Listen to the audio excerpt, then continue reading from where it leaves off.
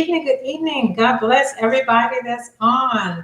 Come on in and find somebody. Need to tag, share, like. Man, this is going to be a great, great, great show. Not that I'm partial, but I have a very special. I call her my niecey Pooh, all the way from Little Rock, Arkansas. Welcome, Zipporiah. How are you? I'm doing great. Thank you for having me. Yes, yes. For those of you, those that are watching that may not know you, who are you? Who is, as now you call Zippy? Who is Zippy? Well, I'm a mom. I have two sons, 21, I'll be 22 next week, and I have a 6-year-old son. I was born and raised in Morrison, Arkansas, but I live here in Little Rock, Arkansas. I'm an author, I'm a poet, award-winning poet, and a best-selling author, and a playwright. I mean, I do so many things. So yeah, that's just me. And that's why you're my niece. If it wasn't for your Absolutely. mom, you could be my daughter from another mother. Right, right. Yeah, you remind me so much of me. We just we're so blessed, and it's not arrogant. We're just so blessed that the Lord has entrusted so many gifts and talents in us. And so, enough Absolutely. for me, who is a tad past 22, I just want to make sure that when I leave this earth realm and transition, that everything that God has called me to pour out and empower in everyone else, that that I'm empty, that I don't go like so many people that there's so many inventions and things that are in the grave. So that would not be my testimony. I Not pray mine that either. my Yes, testimony. ma'am. So yes. So I remember your first book. How old were you when you wrote your first book, and what's the name of it? My first book is titled No Parking, My Shoulders Are Temporarily Out of Order.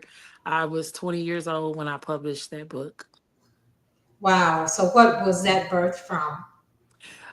Just my childhood and being, kind of having to quote unquote grow up fast. You see so much and you're at that age, you're not able to control things, but it seems like everything is kind of dumped on you. And I was the middle child, so it's like I felt like the weight of the world was just already on my shoulders because I feel like I'm having to balance everybody out, which I really wasn't, but that's how I felt. And so I was writing my poetry and different things like that. And I was just like, you know what? You can't park here. No, I'm not going to let you park here anymore.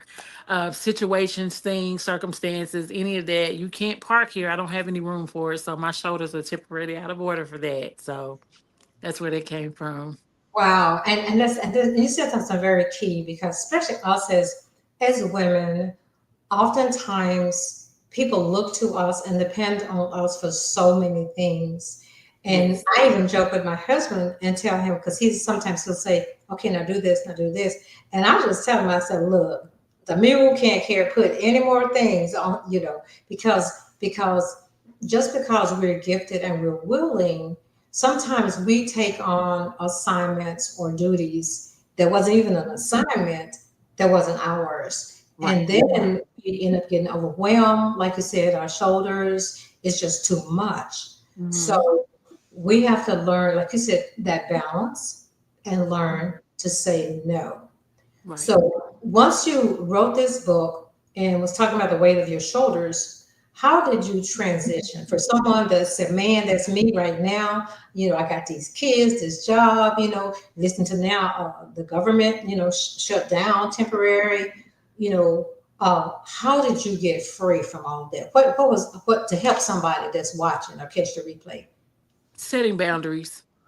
Setting boundaries, that's like the biggest thing, and that's one of the hardest thing we as Black women, we have the hardest time setting boundaries and staying and sticking with those boundaries because we are natural born nurturers and people pleasers. So you just have to get to a place where you put you first, and that's kind of what I've done. And even though over the years, uh situations and circumstances cause you to kind of step away from those boundaries, like loss of family members and things like that, you automatically step into that leadership role and you kind of loosen up on the boundaries, and then people take advantage of it. But mainly the biggest thing for me is and my advice to people is to set boundaries and stay with those boundaries. I mean, sometimes it hurts, but it's going to hurt you more in the long run by not setting those boundaries and saying, hey, I can't do this. Hey, no, this is too much. I'm not going to be able to do this today. I will not be running here and there and everywhere. I'm taking a day for me. And it may, come off as harsh, but at the same time, you have to weigh out what's more important, my mental and physical health, or your chores, or your needing me to go pick up food, you needing me to cook when I'm on the brink of a meltdown. And you don't know it because all you see is you can do it, but I'm saying I can't physically, mentally, any of those things. So you just kind of have to weigh it out and find that balance to say, hey, yes, I can do this, and no, I cannot, and stick with it. Wow. And that's so key. Like you said, learning to say no. And for me, at times there were it's hard. Well, it was really hard because the people pleasing part, not wanting to let anybody down or feel bad, you Mm-hmm. know, especially if seems like you were their only resort for whether it's Right. transportation or food or money even, that this Mm-hmm. person has this story and it's a real story, that I have a major need and you're my last resort, or can't you help me? And especially when you, like you said, people will put that guilt trip on you and sometimes Absolutely. manipulate you, which Mm-hmm. we've learned is a form of witchcraft. We think a witch is the person with the black hat and the pointed hat, Right. but some of the things that we try to convince people to do after they've said no. So in that, what was the breaking point for you to that you just said, okay, enough's enough. I've got too much on my shoulders. You talked about possibly a meltdown. So what was your, as they said, you come to a crossroad or that fork in the road. Mm-hmm. So what was it for you that said, did you finally said enough's enough? I feel like when my baby brother was murdered, I started to see where I needed to be like, no, enough is enough. But then some other things transpired after that, losing my grandmother, then my oldest brother. It was just like all those things kept happening, and the nurturer in me wanted to take care of everybody else because I could no longer take care of my brothers.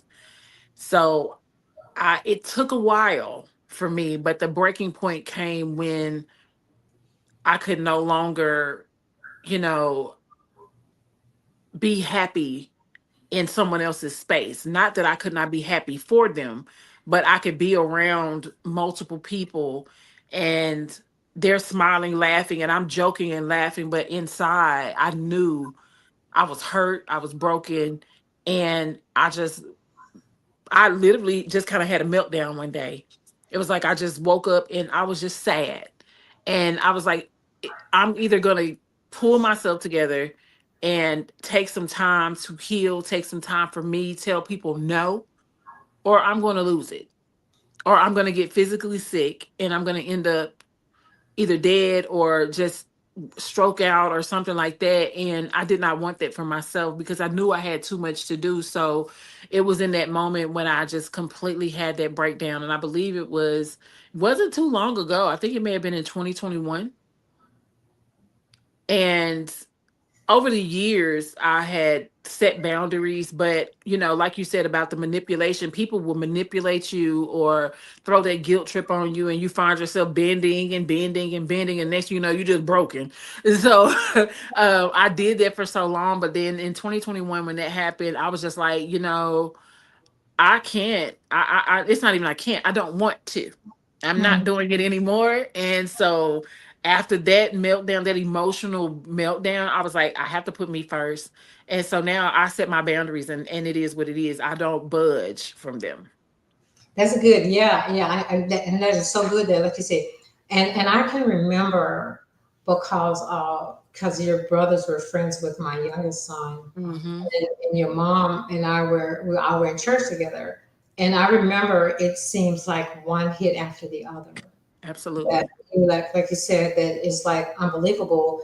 And then at the time, as I'm hearing you talk about taking care of everyone else and not taking care of yourself, in that space, you really didn't even have time to grieve because you Absolutely. were busy trying to make sure everyone else was okay.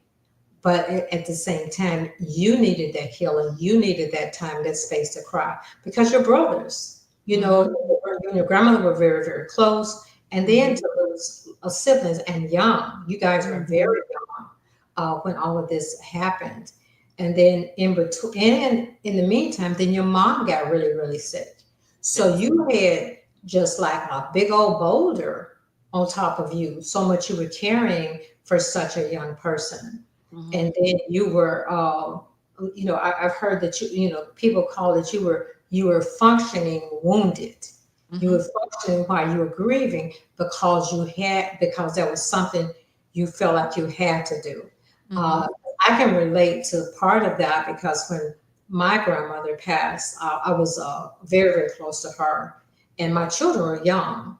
Mm-hmm. And so I remember I didn't even get to cry because I vividly remember my youngest son, because I was their great grandmother, and I was in the room and finally to cry. And my son came in there. He was about 8 years old when my grandmother passed. And so he couldn't stand to see me cry, so I immediately stopped. So Mm-hmm. I didn't even have, like you said, the grieving process because I'm trying to put on a front. Didn't want my kids to see me cry and going through that because I didn't have what a lot of people have now available that I know of, that the counseling and the grief, Mm-hmm. all of that. I just knew how to do what we do, and it was like we as individuals, especially as women, sometimes we just learn to cope. We put a Mm-hmm. band-aid on it, and we just make Right. this to do and that to do. So Right. it's very key. And then I remember, I can't remember the book, but I see the picture. It was brown with the little boy on the cover. What's the name of that Brown with the little boy. See, now I feel away because that was not a little boy. That was me. one? No, that was it was a No, with a little afro. yeah. That's me. That's my picture. That was my but no, it's funny because everybody that see that picture always be like, is that little Michael Jackson? No, that's actually me. That's funny. Okay, look at that. I love this. That is so funny. But no, that book is called A Child of Maya's. Finally, I Found My Voice, which is another one of my collections of poetry. Um very, very near. That book means so much to me because it was dedicated to Dr. Maya Angelou. So yeah. Well, and you're just doing so much. And now, oh my goodness. So fast forward to 2025, you're walking upright, you set your boundaries. And those of you that are watching, she's telling the truth, but she tell me no too. Well, I can only do it at this time or this time, Mhm. or she'll say, no, I can't do it. She's okay. Mhm. She's got it. She would tell me no, I can't do it. So I can't believe you tell me no, but yeah, she said that. She don't care who you are. She I might do do nothing. a little bit for her mom, but she tell her TT over here, no, I can't do Oh no, it. my mama's the same way, baby. She'll tell me in a minute, well, I need this and I need that. Well, you'll get it tomorrow, sweetie. Because I'm today is my day for me. And she said, yes, ma'am. I'm like, okay. And then I might get up and do it a couple of hours later, couple of hours later if I feel like it. But for the most part, she's spoiled. So she already know it don't matter. I'll do it, but I do try to set boundaries with her because baby, she would run me every day if she could. I wouldn't mind doing it, but sometimes I do have to take some time for myself. That's right. And self care is so important. It is. It is. I remember when my youngest son, and some people hear me talk about this, when my youngest son graduated from high school, I was so used to being a mom, all the sporting events, church, and just life with these kids. And when Mhm. my son graduated from high school, we were at his graduation. And when they started playing the music and they started walking in, I'm feeling sad, like it was a funeral. I'm Mhm. about to cry. And my husband, he's like, I can't wait to get that boy out of school. He's over here, like, I'm like, but I don't know what I'm gonna do. I said, no more parent teacher conferences because your brother's friend he was always a parent teacher conference, Mhm. and and my husband like, I'm gonna live. He was just so happy that he wasn't gonna have to go up to that school, and Mhm. because my life had been based around my children and church, I didn't even know who I was.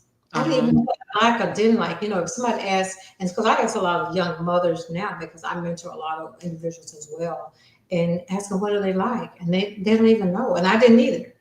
I didn't Mhm. either. I didn't know about taking care of me because everything Right. was about my kids and my husband, but mainly my kids. So it's very important for men and women to not to be so wrapped up. You know, we've got to nurture and raise our children and things like that. But even as a couple, you have to set boundaries and you have to have take time for individual self care. It's so, Absolutely. it's so important things that I did. I didn't know then it was called self care. I would go hang out with my girlfriends or go get a massage or something. But I had to grow into the massage thing because I didn't know what I liked because I just went to work, came home, cooked, and all these practices and games and stuff. So it's so Hmm. important to learn how to take care of you. Right. Yeah, you're doing very well in so many areas. You have a flourishing publishing company. What's the name of your publishing company? It's Holbrook Publishing. And so, do you specialize in any certain area or? I Uh, mean, I really do everything from the editing, formatting to designing book covers. I pretty much do everything because I run it myself. So I just like to have a hand in everything. Until now, we're actually getting ready to expand and we're going to be offering services for freelance writers oh, to okay. be able to. So what I'll do is I'll start outsourcing some of my work that has to be done to different ones for editing, for formatting, for whatever their specialty is, whether it's cover designs, all of that. We are opening our company up to be able to hire in freelance writers. And editors and graphic designers to kind of help out because we do have so much. I have so many clients now that I have to start outsourcing. Oh, that's good. That's good. Yeah, because that's what I do too.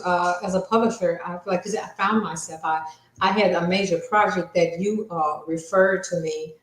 It was so Hmm. major that I had to bring in extra help. Where like I'm like you, I used to do everything myself because Hmm. I'm that person. If that person cares enough to trust me with their writing, which is very special to them, their blood, Hmm. sweat, their everything, their heart, everything went into that. So I take it personal because me as a writer, that I just don't want to just give it to anyone that's Right. very special. It's like to me that's their baby. It's a book, but it's Hmm. so I've learned to say no to some things. That was hard too, Oh to turn yes. down and know that this is not for me. And so I had to learn to say no. Yeah, And and it can be overwhelming because you can take on so many clients that it consumes your life. And so those boundaries that you set, you find yourself breaking them because you want to get the work done. And that's what started happening with me. And I realized, okay, I'm not sleeping at night, which I don't sleep that much anyway, but I know I need to rest, and I was doing so much that I'm up sending emails at 3 and 4 o'clock in the morning. Make sure you check this, look at this and see if this is what you like. And, I just recently had someone to change their book cover like 3 or 4 times, and I'm up at 2 or 3 o'clock in the morning redesigning book covers. And I was like, wait a minute. Now, I love what I do, but at the same time, I cannot be 100% my best self, and I can't give all that I need to give to all of my clients if I'm stressed and I'm stretching myself too thin. And Mhm. so you just kind of have to, like I said, in all things you have to find a balance. Right, right, and that's so true. So fast forward to 2025. So what's on the table now? What's new? What's going on now?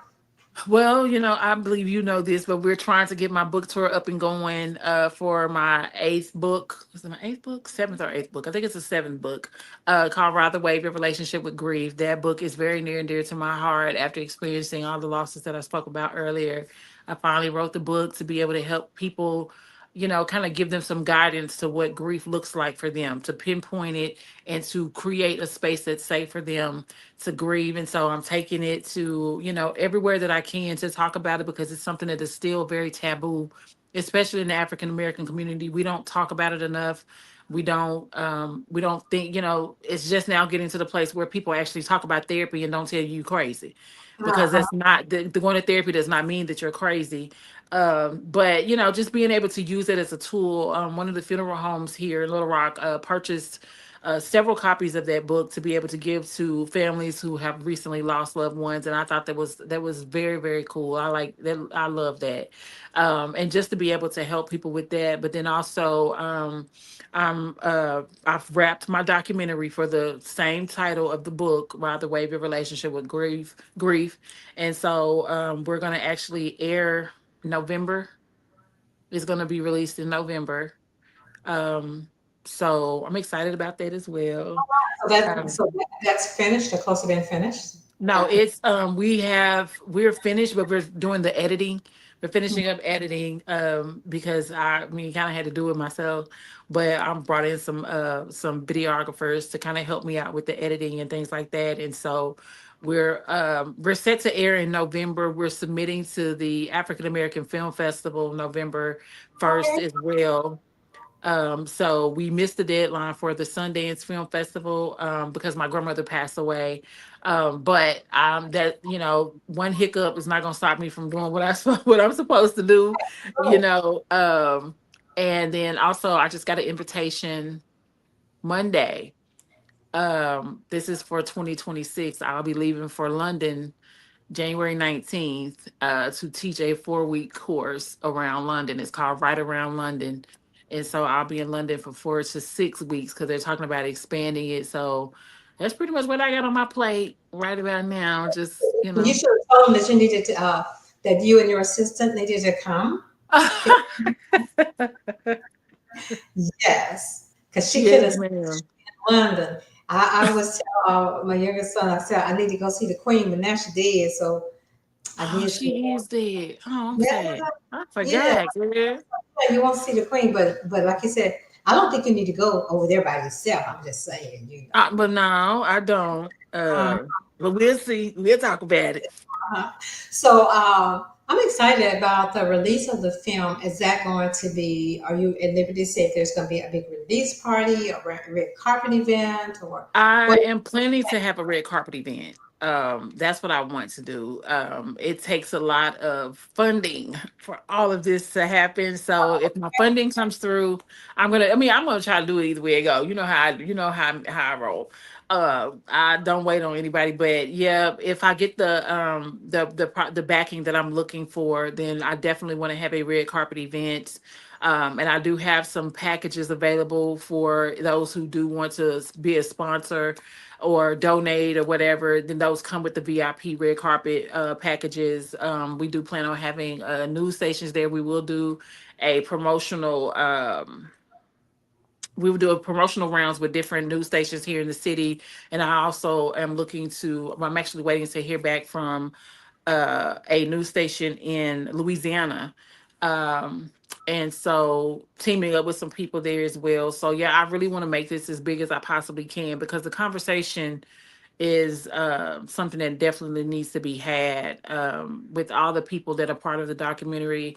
You got to get every aspect of grief from firefighters to medical workers, healthcare workers, funeral home directors. Everybody has a story.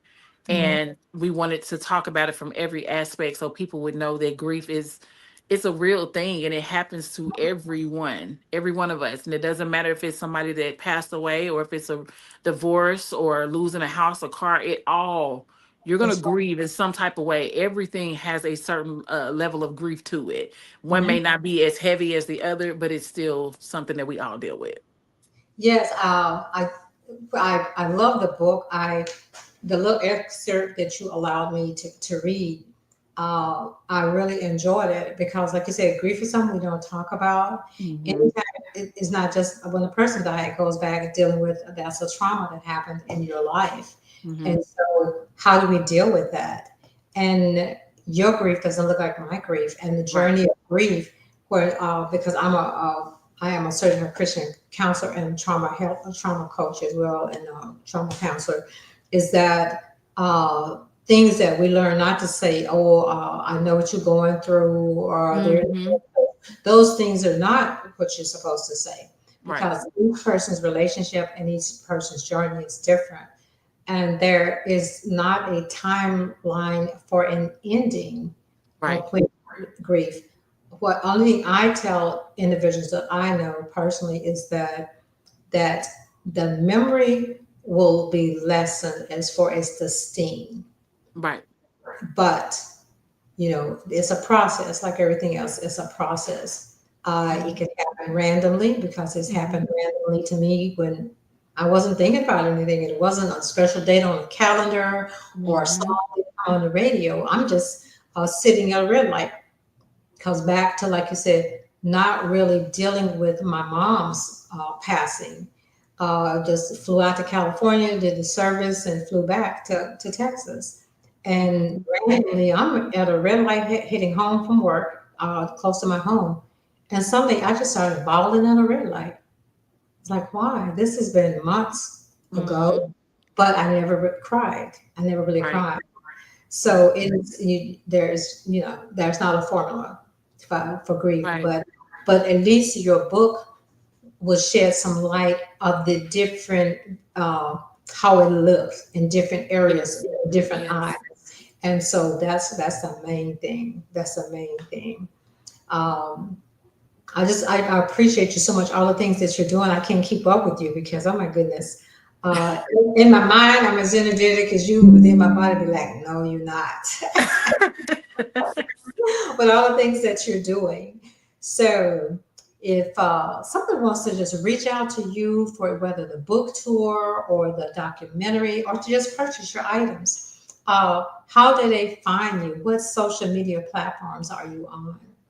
You can find me on Facebook under Zipporiah Shanae. It's ZIPPORIAHSHANEA. You can find me on Instagram. It's Zippora underscore. You can find me on TikTok, and that's Zippylou, ZIPPYLOU underscore on TikTok. So those are my social media handles. Wow. Well, I appreciate you so much for sharing. I'm looking forward to going to London with you, Okay, and okay. I'm speaking into the atmosphere to going to London and Hmm. um, the documentary. And as the time gets closer, right now, do you have it tentatively looking at the middle or the end of November? I'm actually looking at the second week in November. Probably it'll be right before Thanksgiving. Oh, okay, okay. Yeah, Oh, yeah. that's good. So you'll have a lot of advertisements. So those that are watching and catch the replay, that if they want to attend, because I've never gone to anything like that myself. So that's good to Yay. know. Yeah, that's coming, and for me, anytime to get home to see a few people is always a good Oh thing. yeah, absolutely. And I will have the flyer will be on my Facebook page once we get done and make sure that we solidify the date. I will make sure that I have the flyer on my Facebook page, and so that way you'll be able to purchase tickets to go to the premiere, and we'll just go from here. I'm Wow. excited. But I am too. I am excited. I just appreciate you so much. Give my love to your mom. I Uh, will. and thank you so much for taking time out to just share with those that need to know what you're doing. That we hear about, the movie stars, but we have people in our own circle that are doing things. And so that's what this platform is about, is to showcase, at least to the people that follow me, that hey, Mhm. this is somebody that you need to know and that you need to follow. So I appreciate you so much. I want to thank all of you guys for watching and those that you catch the replay. Tune in next Tuesday to see what's new, what's cracking with Gretchel Dixon. Let's chat. Y'all have a good evening. God bless you.